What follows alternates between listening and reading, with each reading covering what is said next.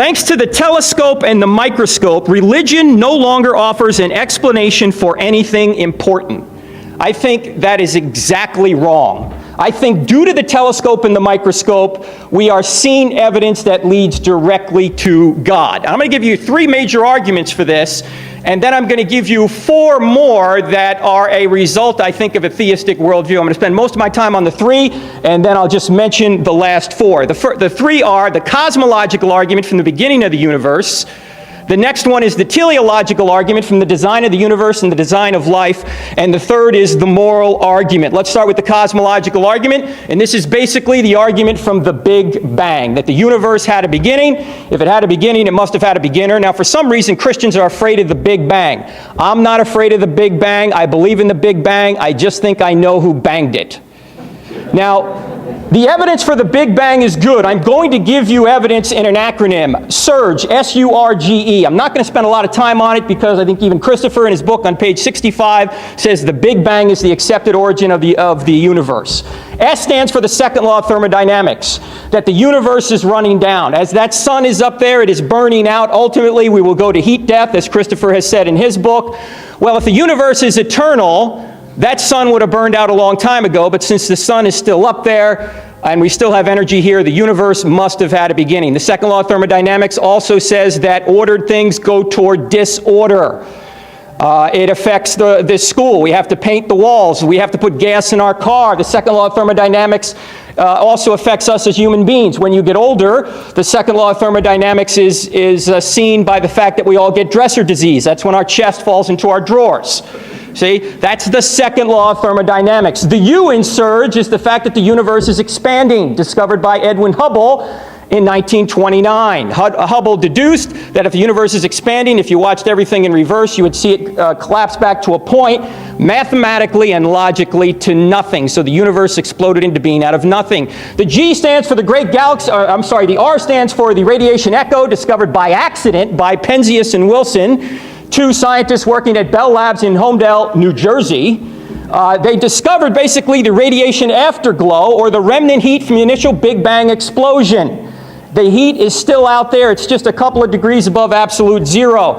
Now, good theories predict future discoveries, and they said if the radiation afterglow is out there and the Big Bang really did occur, we ought to find very fine temperature variations among the radiation afterglow. So they sent up a satellite in 1989 to circle the Earth. It's called the Kobe Space Satellite, to measure this radiation afterglow. And for 3 years they found nothing until they tuned their instruments just a little bit more precisely and found that there were temperature variations in the radiation afterglow, and they were down to 1 part in 100,000. George Smoot, the leader of the expedition, said, if you're religious, it's like looking at God. Stephen Hawking said this is the greatest discovery of cosmology, perhaps the greatest discovery of all time. Those temperature variations allowed galaxies to ultimately form, so we could ultimately be here. The E in SURGE stands for Einstein's theory of general relativity, which says time, space, and matter are correlative. You can't have space without time, you can't have time without space and matter, and in effect it says that the universe came into existence with space and time together. In other words, once there was no time, once there was no space, once there was no matter, and then bang, out of nothing, the universe exploded into being. What is nothing? Aristotle had a good definition of nothing. He said nothing is what rocks dream about. Nothing. There was no thing. There was not positive and negative energy, as Isaac Asimov has said. There was not a vacuum. There was not swirling mathematical points, as Dr. Atkins has said from Oxford. There was nothing, what rocks dream about. Which means that the universe exploded into being, all space, all matter, all time, out of nothing. And several scientists have pointed this out. Stephen Hawking said almost everyone now believes that the universe and time itself had a beginning at the Big Bang. Agnostic astronomer Robert Jastrow, the man who sits in Edwin Hubble's chair, or who did until February when he died, he was an agnostic. He sat at Mount Wilson and looked through Hubble's telescope. He wrote a book in 1978 called God and the Astronomers. And here's what Jastrow wrote. Or here's what he said, actually, in an interview. He said, astronomers now found they've painted themselves into a corner because they have proven by their own methods that the world began abruptly in an act of creation to which you can trace the seeds of every star, every planet, every living thing in this cosmos and on the earth, and they have found that all this has happened as a product of forces they cannot hope to discover. That there are what I or anyone would call supernatural forces at work is now, I think, a scientifically proven fact. Why isn't an agnostic astronomer saying supernatural forces are at work? Why couldn't nature have created the universe? Because there was no nature. There was nothing, what rocks dream about, and then the entire space-time continuum leapt into existence. If it's not a natural cause, by definition it must be a supernatural cause, something beyond the natural. In fact, Arthur Eddington, the contemporary of Einstein, who was an expert in general relativity, said, quote, "The beginning seems to present insuperable difficulties unless we agree to look on it as frankly supernatural." So the cosmological argument leaves us with one question. Either no one created something out of nothing, or someone created something out of nothing. The atheistic view is no one created something out of nothing. The theistic view is someone created something out of nothing. Which view is more reasonable? I think Julie Andrews had it right. Nothing comes from nothing. Nothing ever could. The answer to the question with which we confront ourselves tonight, or are confronted if you prefer, does God exist, is to me, yes, it does. It must do. It must do because it is so real to those who do believe in it. There are people of whom it may be said that for them, God does exist. I've become perfectly persuaded of this by now. There is no form of persuasion that would make me assent to this proposition. Some of us are born, we're born too, in answer to Blaise Pascal's own problem, the one that made him write his pensées and address them to those who are so made that they cannot believe. Those of us to whom almost everything that Dr. Turek just said would be the mere equivalent of white noise. I suppose it's my job this evening to explain ontologically how that is the case. Perhaps I'll do it by force of example. Recently, very recently, in fact, as little ago in time as last year, the Vatican announced that limbo, the destination of the unbaptized child soul, no longer exists. There is no such place. St. Augustine was in error, it appears, in sending so many children, at least the souls of so many unbaptized children, to this destination for so long. Among the comments that I heard about this, among the mildest, actually, was that of a woman raised in the Catholic faith, whose child had died before baptism could take place, who had for many years believed that that's where her unbaptized child had gone. And she said, they can't tell me that place doesn't exist. It's been as real to me as anything possibly could be for so long. They've no right to tell me now that this no longer exists. Ontologically, limbo exists for those who believe in it just as God does. I'm not here to deny that. It's only a few decades now since the rival church, the Church of Rome, the Church of England, announced that really no one actually goes to hell. It could be that after you die you're forbidden God's grace, but there's no real place of eternal, unending, infinite torture and torment with which those who claimed the grace of God and the redemption of Jesus made a living for so many years. And how do they make their living? By lying to children.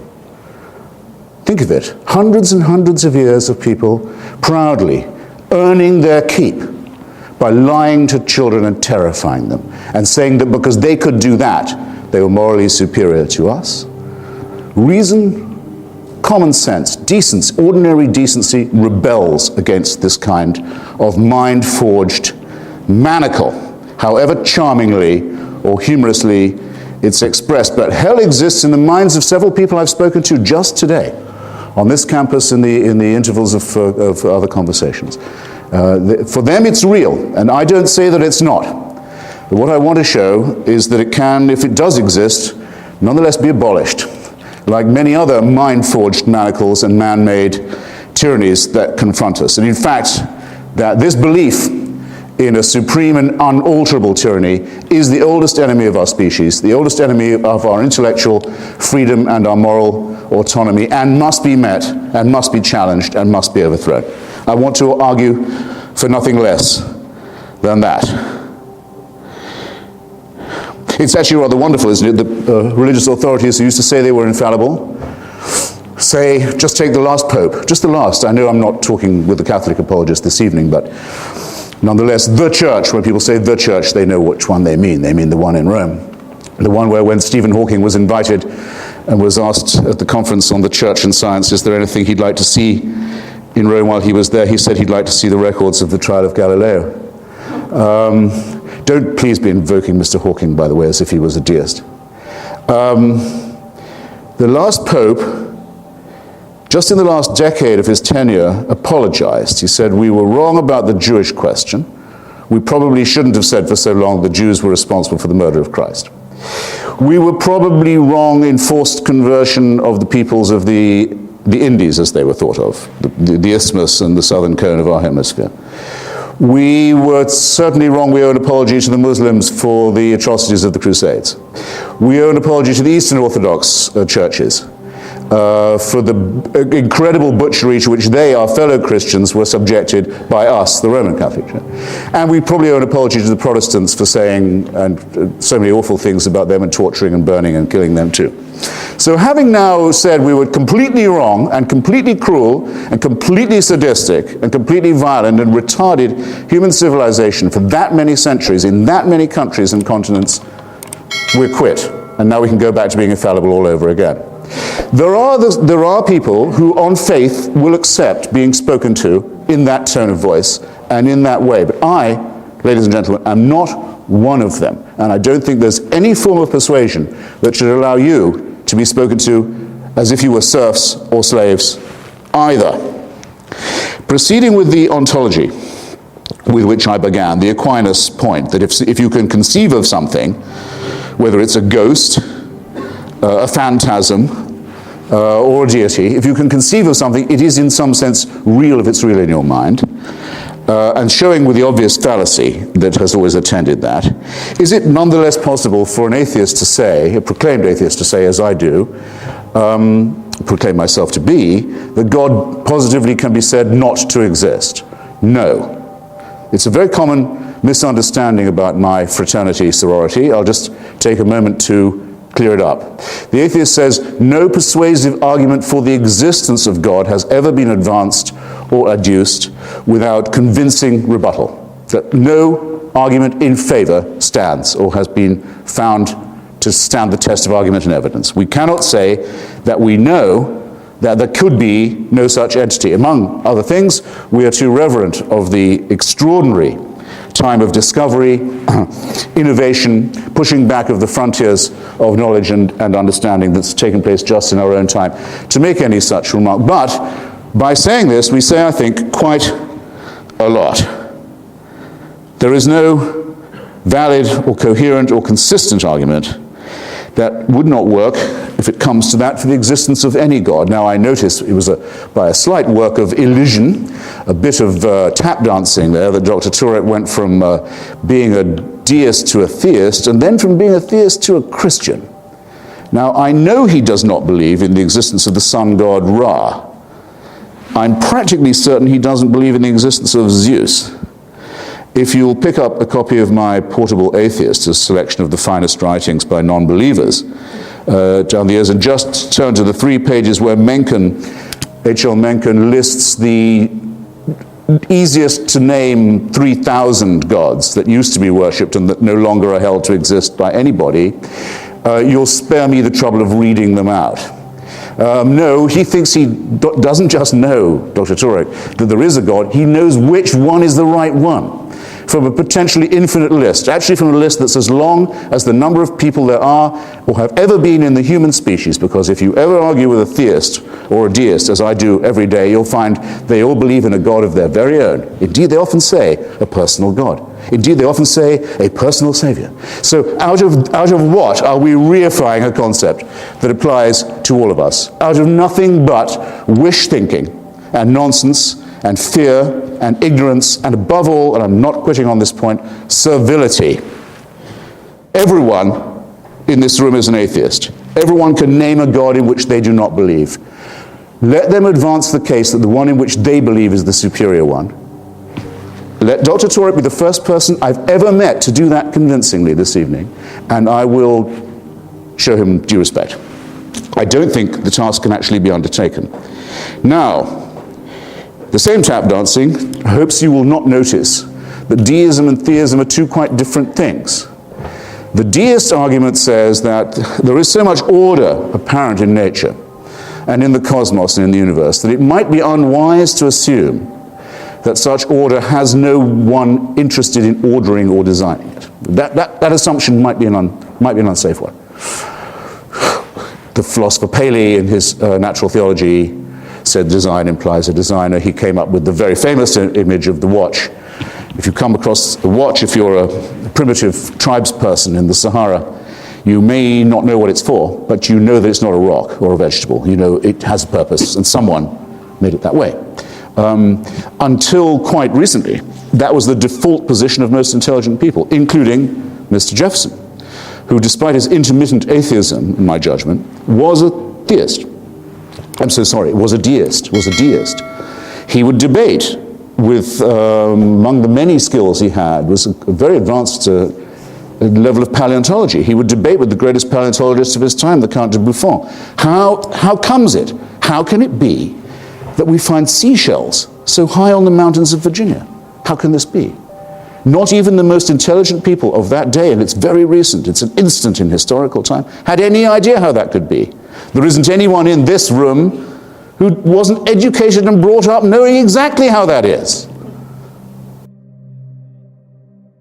It is the argument from design, and there are dozens of factors about the universe that are precisely designed for the existence of the universe and life. So not only did the universe explode into being out of nothing, it did so with incredible precision. Stephen Hawking has noted that the universe would not exist if there was a decrease in the expansion rate 1 second after the Big Bang by only 1 part in 100,000 million. This led Hawking to conclude it would be very difficult to explain why the universe should have begun in just this way, except as an act of God who intended to create beings like us. Not only is it designed in terms of its expansion, but the gravitational force is so precise. If you change the gravitational force by 1 part in 10 to the 40, nothing would exist. What's 1 part in 10 to the 40? Stretch a tape measure across the entire known universe. Set gravity at 1 inch on that, anywhere on that tape measure. If you move gravity, the force of gravity, 1 inch in either direction, we don't exist. There's also factors about our universe, in particular our solar system, that cannot be explained unless there's a designer behind it. For example, the Earth rotation, 24 hours, just right. If it was a little bit more, a little bit less, we wouldn't be here. The axial tilt, 23.5 degrees, just right. Change that a little bit, we're not here. The Jupiter being in its current orbit. If Jupiter wasn't there, we'd be bombarded with space material. Why? Because Jupiter acts as a cosmic vacuum cleaner. It attracts all the cosmic space junk to it rather than us. There are a number of other factors I don't have time to get into, but Arno Penzias, the man who co-discovered the R in surge, the radiation afterglow, said this: astronomy leads us to a unique event, a universe which was created out of nothing, one with the very delicate balance needed to provide exactly the right conditions required to permit life, and one which as an underlying, one might say, and one which has an underlying, one might say, supernatural plan. A friend of Christopher, atheist Stephen Weinberg, who is an atheist, put it this way: life as we know it would be impossible if any one of several physical quantities had slightly different values. So not only is the universe precisely tweaked, and by the way, there would be no life unless the universe was precisely fine-tuned, as I just mentioned, but life itself is designed. Let me take you to your breakfast table for just a second. Suppose you wanted to have a bowl of alphabet cereal. You're a teenager, and you come downstairs to have a bowl of alphabet cereal, and you see the alphabet cereal's knocked over, and the letters from the alphabet cereal are spelled out on the placemat, and it spells, "Take out the garbage, Mom." What are you going to assume? Cat knocked the box over? Earthquake shook the house? Or are you going to say, no, that's intelligent design from an intelligent being? Or let's say you're laying out on the beach and you see in the clouds, "Drink Coke." What are you going to assume? Unusual cloud formation? If there is no God, you can't say that decapitating a man on a bus is objectively morally wrong. That's just your opinion. As Dostoevsky said, if there is no God, everything is permitted. Now, I want to be very clear here. I'm not saying that atheists can't know morality. They do. I'm not saying that atheists can't be moral. They can. I'm not saying that believing in God makes you more moral, as Christopher has pointed out, and as I say, I agree with much of what he writes here. I'm not saying that religious people are necessarily better than atheists. That's not the argument. The argument is that there's no way to say that a given act is moral or immoral unless there's a standard beyond humanity. It's not just my opinion, it's not just Christopher's opinion, or Mother Teresa's or Hitler's. There's a standard beyond everybody that defines what is right. That standard is God's very nature. Since objective moral laws exist, there must be an objective moral lawgiver. You say, no, there doesn't need to be any moral lawgiver. If there's a prescription, there must be a prescriber. If you go to the pharmacist and say, "Here, I'd like you to fill this prescription," and the pharmacist says, "Who prescribed it?" and you go, "Nobody," are you going to get your prescription? No. Now, there's a lot more on the moral argument. Maybe we can talk about it a little bit during the Q&A. It's just a shame that Jefferson and many other intelligent and humane and well-educated, literate people just couldn't see that far. He wasn't to know, though Darwin was born in his day, on the same day, actually in 1809 as Abraham Lincoln, the very same day, the two great emancipators, Darwin being, in my judgment, the greater of the two. Now we know this proposition to be true, the proposition that was ridiculed so pathetically, I have to say, I thought, by Dr. Turek. There is no explanation for the origins of our species, for the origins of our cosmos, for the origins of our globe itself. There is not one explanation left which requires the existence of a deus ex machina. In every case, we have a better or sufficient explanation. I think that assertion of mine will stand any challenge this evening. I'm looking forward to hearing some more of them. Of course, Darwin used creationist images. He actually set out to vindicate Paley's theology. He thought he could do it by his taxonomical study of nature. Einstein used God images when he spoke of the extraordinary majesty of the cosmos. It's in us. It's in our vocabulary. It's hardwired in us, you might almost say, to use images of awe-inspiring, godly, Mozartian, you might say, or even Shakespearean images when talking about these things. But when we come down to the actual analysis of them, we find that we don't need the prime mover at all, and that most of the prime mover explanations, if not all of them, have been positively misleading. So that the deist may propose a designer, and I may not be able to show you convincingly that there could be no such person, but the theist has all their work still ahead of them. From this designer, how do we get to the designer who answers prayers? Did you hear a thing? I mean, just a phrase, even an implication, even a suggestion from anything my opponent said, that you could, by an argument from design, prove answered prayers? Or prove that someone born of a virgin was therefore the son of a god?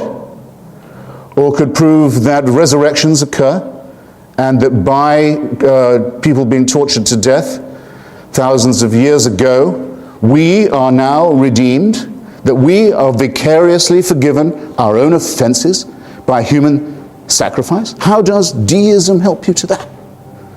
It doesn't. It quite simply doesn't and cannot. And the attempt to build from one to the other is a conjuring trick of a very vulgar, I think, kind. We live in the childhood of our species, so when Stephen Hawking says that if we could understand the event horizon that surrounds the black hole, we would, in some sense, know the mind of God, he proves that our vocabulary is still that of our infancy. He makes no concession to the idea of a theist or theocratic dispensation. I'd better ask now how I'm doing for time. Good. I'm not sure I'm going to need all that. But I'd like to try and reply and fight on my feet when I can. And I made some notes about what Dr. Turek had said, and I feel that they were challenges to me that I would be ignoble if I didn't respond to. The first, and I thought frankly, the most egregious, was this.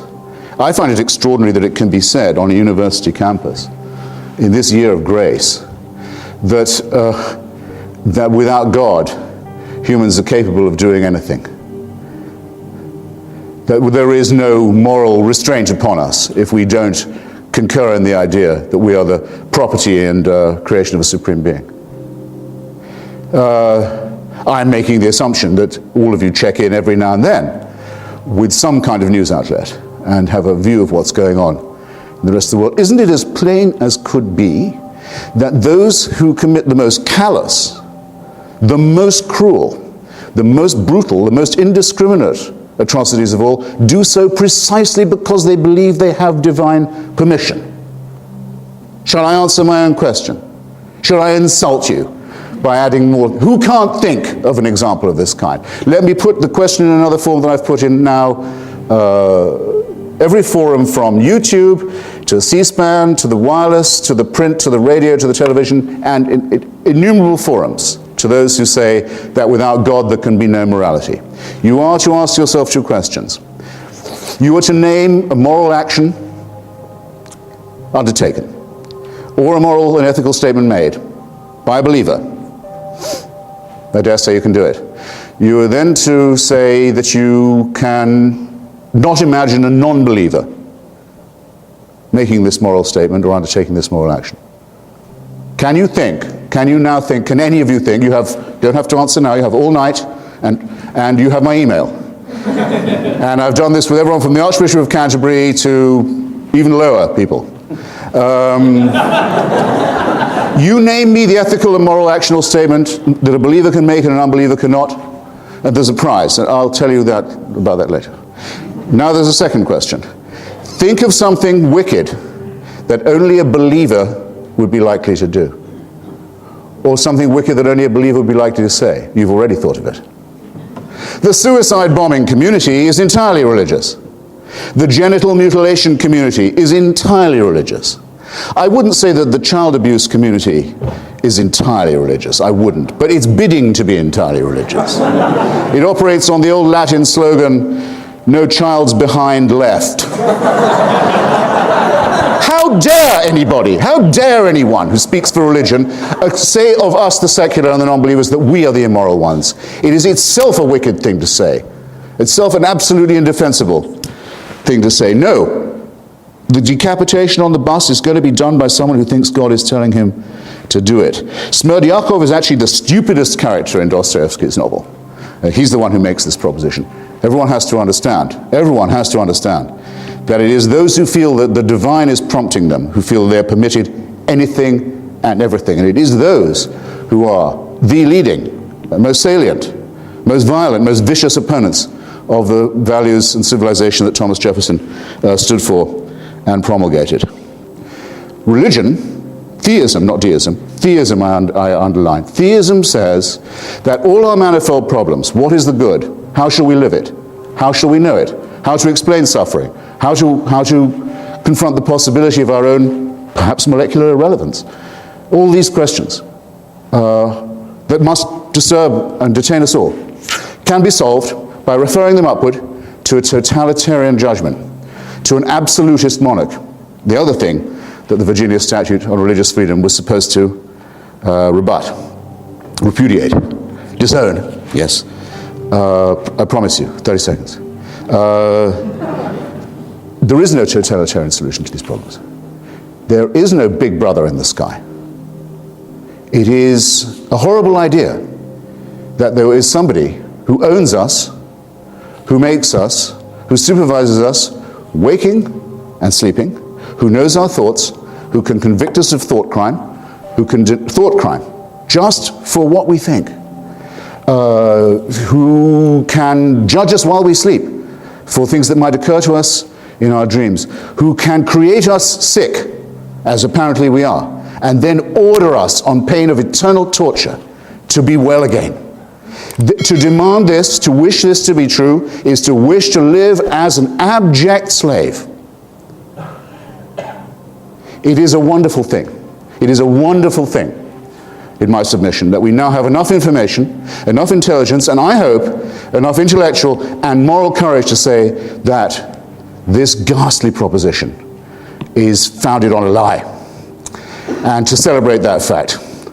And I invite you to join me in doing so. Thank you.